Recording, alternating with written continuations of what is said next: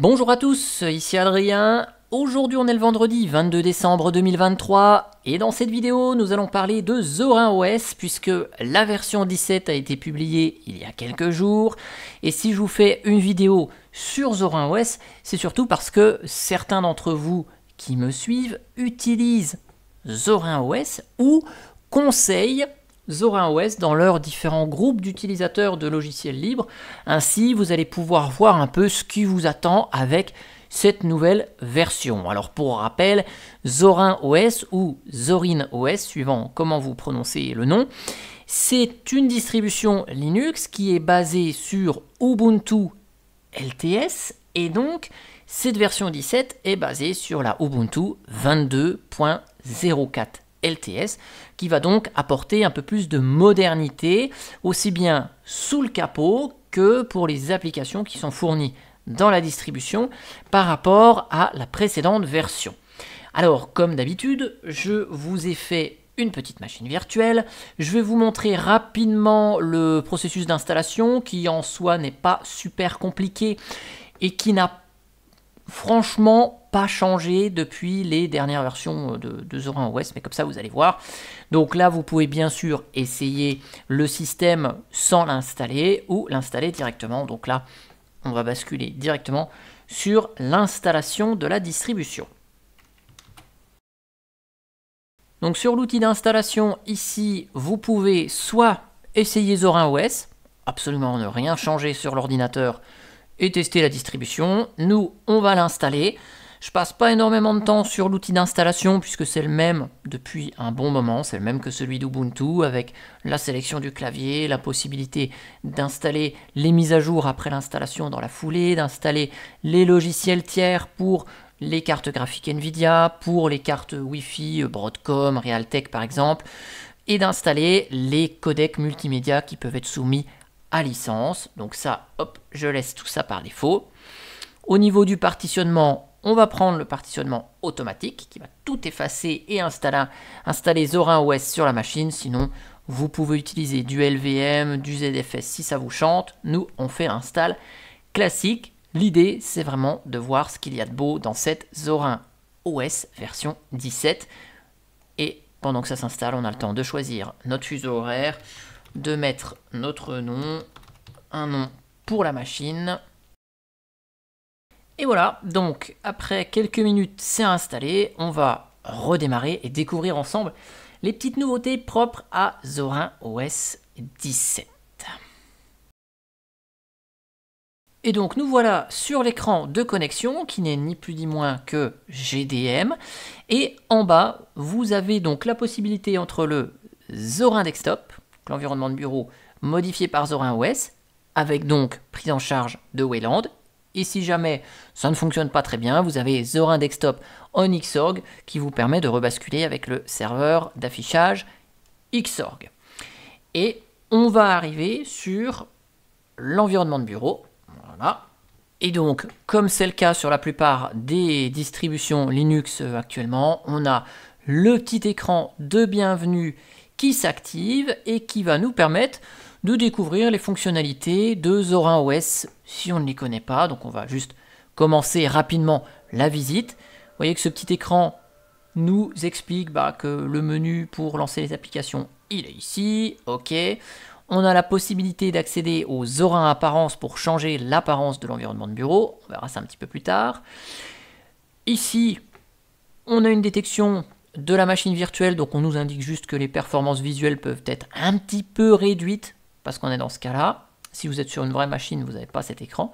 Vous pouvez connecter vos comptes en ligne, Nextcloud, Google, Exchange, Microsoft, etc. Et vous avez la présentation des quelques outils de Zorin OS, tels que Zorin Connect, pour connecter le téléphone à la machine, un peu comme KDE Connect. Et on a juste une petite introduction au centre de logiciels qui nous permet de mettre à jour le système, d'installer des nouveaux logiciels si on le souhaite. Et voilà, donc là c'est le petit assistant qui se lance qu'une seule fois à la première ouverture de session. Donc côté application, dans les accessoires, on n'a pas grand chose, vous voyez, juste le gestionnaire de fichiers, un éditeur de texte, l'outil pour la météo. Comme d'habitude, chez Zorin OS, le thème il est épuré, tout est correctement traduit en français, c'est agréable. Dans la bureautique, on va retrouver LibreOffice comme suite bureautique, et puis Evolution comme logiciel de courrier électronique, Evolution qui s'intègre très bien dans l'environnement de bureau GNOME, parce que Zorin OS utilise Zorin Desktop, qui est une modification de l'environnement de bureau GNOME. Donc derrière, le fait d'utiliser Evolution, on va pouvoir utiliser toutes les caractéristiques de GNOME qui est derrière. Donc vous voyez ici, par défaut, le mode ruban est activé dans LibreOffice. Voyez. Et c'est vrai que le thème est vraiment sympa, vraiment épuré. Bon, on aime ou on n'aime pas, mais vous voyez que je trouve que l'intégration du thème Zorin est relativement pas mal. Dans la section infographie, on va retrouver une visionneuse d'images et un logiciel qui va nous permettre d'organiser, partager nos photos, c'est très succinct. Dans la section internet, on va retrouver Firefox comme navigateur web et Remina si on souhaite se connecter à des bureaux distants. Donc, je l'ai dit en introduction, Zorin OS est basé sur Ubuntu. Si je vous lance Firefox, on va juste aller regarder quelque chose, savoir si c'est le Snap qui est proposé par Ubuntu. Et la réponse est non. Il s'agit de Mozilla Firefox sous forme de paquet universel Flatpak. Donc, on n'a pas les snaps d'Ubuntu par défaut dans Zorin OS. Le navigateur web est fourni sous forme de Flatpak, ce qui veut donc dire qu'on a toute la Logitech Flatpak en plus de la Logitech par défaut d'Ubuntu sur notre système. Voilà pour ça. Dans les outils système, donc on a le gestionnaire de mise à jour qui est ni plus ni moins le même que celui d'Ubuntu, vous allez le reconnaître ici. Donc je vais juste le laisser là, il y a peut-être quelques mises à jour, on va voir ce que ça donne. Après, on a tous les outils de Zorin OS, donc on va y revenir d'ici quelques instants. Dans son et vidéo, on va retrouver Brasero si on souhaite graver des CD ou des DVD, Cheese pour prendre des photos, enregistrer des vidéos grâce à la webcam, un enregistreur de son, tout simple, Rhythm Box et Totem, le lecteur de vidéo, qui sont les lecteurs audio et vidéo respectivement de GNOME, qu'on va donc retrouver sur Zorin OS.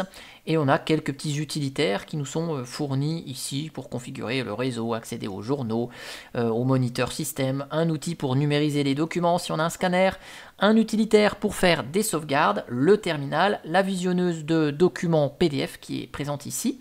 Je vais vous lancer le terminal et ce qu'on va faire, je vais vous réduire ça, juste je vais vous faire un petit uname-a pour que vous puissiez bien voir ici qu'on a un noyau 6.2, donc c'est le noyau HWE de Ubuntu qui est proposé dans cette Zorin OS 17, donc comme ça c'est quand même plus récent que le 5.15 qui était initialement proposé avec Ubuntu 22.04, donc là on peut avoir une prise en charge de matériel un petit peu plus récent ici. Ce que je vais faire, je vais juste fermer la session, la relancer, et avant de vous montrer les petites applications propres à Zorin OS, je vais juste vous montrer combien consomme de ressources l'ensemble, puisque ça c'est des questions qui reviennent régulièrement. On me demande toujours combien ça consomme de mémoire la distribution. Donc je vais aller chercher carrément le moniteur système, ressources, et donc vous pouvez voir que l'ensemble consomme 1,5 gigaoctets sur les 4 au total, et on a 2,5 gigaoctets de cache qui sont utilisés pour améliorer la réactivité de l'ensemble. Voilà, et le tout consomme, si on va dans le système de fichiers, tout ce qui nous est installé ici, tout ça, ça consomme 13 gigas, donc c'est relativement conséquent, hein, mais on a quand même pas mal d'outils à notre disposition. Alors juste rapidement, dans les paramètres, on va retrouver le panneau de configuration de GNOME, donc tous les paramétrages du système, on va pouvoir les régler ici, donc rien d'extraordinaire dans ce panneau de configuration de GNOME. Et juste dans la section à propos, on a l'inclusion de l'outil de mise à jour du système et l'outil de mise à niveau de Zorin OS. Donc ça, vous pourrez l'utiliser lorsqu'il y aura une prochaine version de Zorin OS, puisqu'on l'a vu dans une précédente vidéo. Maintenant, tout se fait avec un outil graphique. Et puis on va terminer par les outils Zorin avec le fameux Zorin Apparence qui va vous permettre de modifier l'apparence de l'environnement de bureau avec par défaut 4 apparences possibles. L'apparence compacte avec une grosse barre des tâches comme c'est livré par défaut. Sinon vous avez l'apparence un petit peu plus fine et chacune des applications lancées, vous voyez, on va avoir le nom complet de l'application dans la barre des tâches. Sinon vous avez cette disposition là avec une sorte de disposition à la Windows 11 et le menu ici va vous lancer le menu activité de GNOME et vous allez pouvoir naviguer ainsi.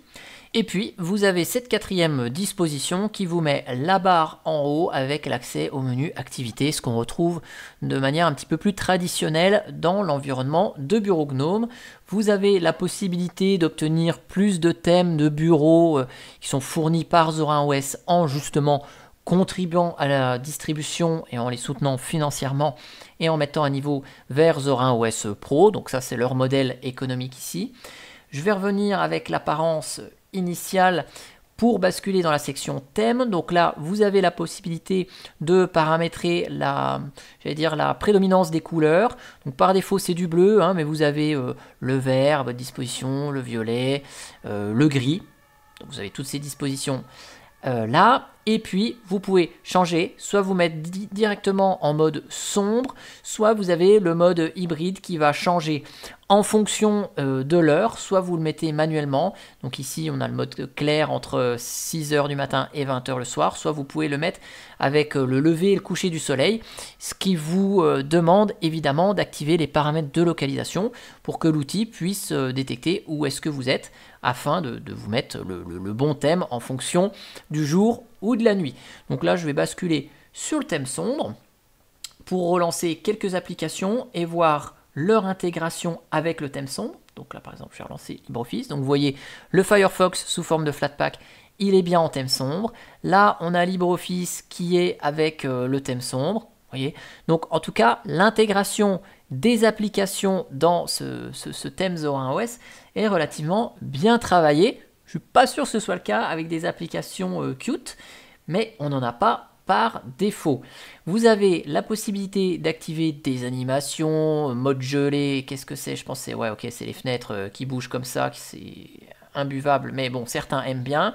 Vous avez la possibilité d'activer le cube de bureau directement dans ces paramétrages. Donc là, c'est quelque chose qui est nouveau de la part de Zorin OS. Donc là, vous avez le cube de bureau qui est inclus directement dans Zorin Desktop. Donc ça, c'est une nouvelle fonctionnalité ajoutée dans Zorin OS 17. Ça n'était pas juste avant. Vous avez le sélecteur de fenêtres spatiales, ce qui fait que quand vous faites un Alt Tab, eh bien vous avez les fenêtres ici qui apparaissent avec une sorte de sélecteur en 3D. Donc là, il faudrait juste que je lance plusieurs fenêtres. Regardez, je vais lancer plusieurs explorateurs de fichiers. Ok, et là, vous pouvez basculer. Donc vous avez ces fenêtres en mode comme ceci. C'est pas très fluide parce qu'on est dans la machine virtuelle, comme ça nous était signalé dans l'écran de bienvenue. Dans la section interface, donc là, on peut changer les boutons en haut à gauche ou en haut à droite, suivant ce qu'on préfère. Vous pouvez activer les mosaïques de fenêtres. Vous pouvez paramétrer la barre des tâches directement avec ce Zorin Apparence, ce qui vous permet de faire ce que vous souhaitez. Si vous voulez que le panneau se masque par défaut, se masque pas, changer l'opacité, voilà, avoir le panneau dans un thème transparent. Vous pouvez mettre la taille comme vous voulez. Donc, en plus des thèmes par défaut, fourni par Zorin OS, vous pouvez personnaliser comme bon vous semble l'environnement de bureau avec des outils graphiques. Donc je trouve que c'est assez sympa. En gros, on a avec Zorin Desktop, si vous voulez, l'environnement de bureau GNOME, les différentes extensions qu'on peut installer nous-mêmes dans GNOME, mais là c'est fourni dans un ensemble totalement cohérent et donc qui en tout cas ne cassera pas lors de la prochaine mise à jour de Zorin OS, puisque c'est des outils qui sont fournis par Zorin OS, et donc il n'y a pas de raison que ça ne fonctionne pas bien du tout. Vous avez la possibilité ici d'afficher les icônes sur le bureau, ce que certains d'entre vous veulent absolument et regrettent qu'il n'y ait pas dans GNOME. Donc là, vous avez cette possibilité-là. Vous pouvez changer la police d'écriture. Donc vous voyez que tout est entièrement configurable via ce Zorin Apparence. Et puis après, les autres outils, on en avait parlé, la mise à niveau de Zorin OS, ça c'est directement inclus maintenant dans la distribution, donc il n'y a plus besoin d'installer les outils, ils sont par défaut. Et puis Zorin Connect, c'est l'outil qui va vous permettre de connecter votre téléphone mobile à votre ordinateur, et ce qui fait que vous allez pouvoir voir les notifications de votre téléphone directement sur l'ordi, vous allez pouvoir parcourir les photos de votre téléphone, répondre à des messages SMS directement depuis l'outil, partager des fichiers, des liens web, et puis utiliser votre téléphone comme télécommande pour votre ordinateur. Donc si vous ne connaissez pas Kdenlive, proposé depuis un certain nombre d'années dans l'environnement de bureau KDE, c'est exactement la même chose. Et donc là, il vous donne la procédure pour aller récupérer l'application sur votre téléphone mobile. Donc vous pouvez la voir, l'application, sur le Google Play Store ou sur F-Droid. Vous l'avez compris, ça ne fonctionne qu'avec les téléphones Android et pas avec les iPhones. Mais ça, de manière générale, les iPhones sont assez fermés sur leur écosystème. Donc c'est difficile d'avoir des outils, notamment sur des distributions Linux. Et puis pour terminer, le menu de l'indicateur système ici a évolué et on retrouve les nouveautés qu'on a vues dans précédentes vidéos avec l'environnement de bureau GNOME, avec la possibilité de gérer les sorties son. On a l'accès aux différents paramétrage réseau ici, paramétrage d'économie d'énergie si jamais vous êtes sur un ordinateur portable, l'activation ou non du mode sombre et l'accès à Zorin Connect dont on vient de parler il y a quelques instants, et toutes les fonctionnalités de l'environnement de bureau qui vont nous permettre d'accéder aux paramètres, de prendre des captures d'écran, de verrouiller sa session et surtout d'arrêter la machine. Voilà pour le petit tour d'horizon de cette Zorin OS 17. Vous pouvez la télécharger gratuitement, cette Zorin OS Core, dans le lien que je vous mettrai dans le descriptif de la vidéo. Et juste pour information, vu qu'elle est basée sur Ubuntu 22.04, elle va recevoir des mises à jour logicielles, des correctifs de sécurité, des mises à jour sur les pilotes jusqu'en 2027. Et si vous souhaitez soutenir le projet Zorin OS, vous pouvez acquérir la version Pro qui coûte 39 €. Donc voilà leur modèle économique chez Zorin OS qui vous permettra notamment d'obtenir les apparences de bureau qu'on a vu dans le Zorin Apparence tout à l'heure, diverses apparences de bureau qui vont vous permettre d'avoir quelque chose ressemblant à macOS, Windows 11 ou Chrome OS par exemple. Et puis notez également, je ne l'ai pas rappelé parce qu'on en a parlé dans les précédentes vidéos de Zorin OS, mais vous avez tout plein d'outils ici qui sont disponibles. Windows App Support, vous l'installez et ça va vous permettre d'installer Wine, Play on Linux et tout, vous savez, tous les outils qui vont vous permettre d'installer des applications Windows sur Zorin OS si jamais il vous manque quelque chose ou que vous ne trouvez pas une alternative libre aux applications que vous utilisez. Ça marche dans la plupart des cas, mais sachez que c'est pas non plus la recette magique qui va faire fonctionner toutes les applications Windows sur Linux. En tout cas, j'espère que cette vidéo vous aura plu sur Zorin OS. N'hésitez pas à poster vos réactions en commentaire, nous indiquer aussi si vous utilisez Zorin OS, si vous avez déjà basculé sur Zorin OS 17 et si vous avez aussi utilisé l'outil de mise à niveau pour basculer vers cette version 17, si vous utilisiez Zorin OS 16, nous faire un petit retour d'expérience sur ce processus de mise à niveau. Et moi, je vous dis à bientôt pour une prochaine vidéo. Allez, ciao, ciao, bye bye.